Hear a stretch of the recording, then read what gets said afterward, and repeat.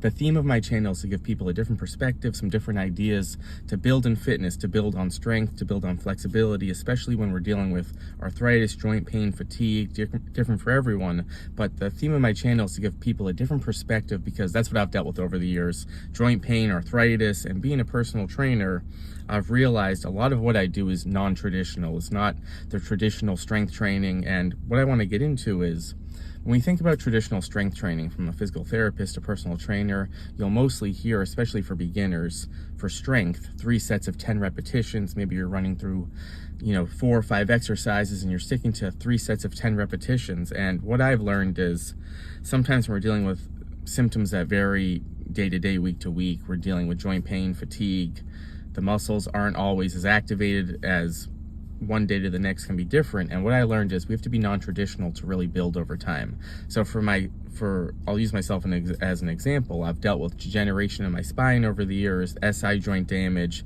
So the core at times has been very weak, very underactive. And if I tried to do 10 repetitions of a certain movement, it would probably cause more joint pain. I'd probably injure my back.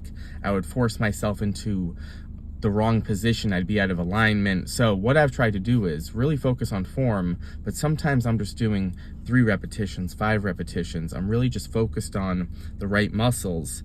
And then I want to see how my body responds. I want to make sure I feel good. And that's how I've progressed it over the years. I've really changed the way I've thought about repetitions and weights. Sometimes I use high repetitions, sometimes low repetitions, but when you hear in fitness that you mostly need to go to fatigue to build on strength training, this is true for the most part. We can be kind of 1 rep or 3 reps shy of fatigue to really build. But at the same time, I like to forget that idea. If you're trying to build on a program, I like to really start small. And for folks who are just trying to get started again, let's break this down. Let's just work on the movement, engaging the right muscles. Maybe you're choosing a bridge, a band pull apart, some squats.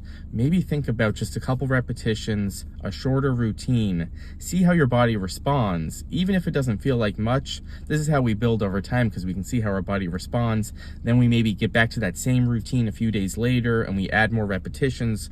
Or as I like to do early on, I like to do the same routine so my body can get that muscle memory. I feel more comfortable. I feel more confident in the routine, and then I can build it over time. So the main theme here is everything doesn't have to be traditional. You don't have to do the best movements that people say to do. There's no best movement. Everyone's going to be completely different. And what we've learned is we can do a million different things to get stronger. Body weight exercises, machines, bands.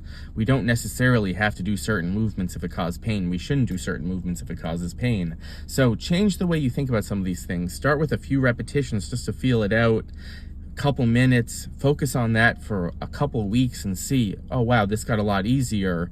I can now really focus in, the muscles are engaged, and I can increase the repetitions. But start small. I promise you can build it over time. See you next time.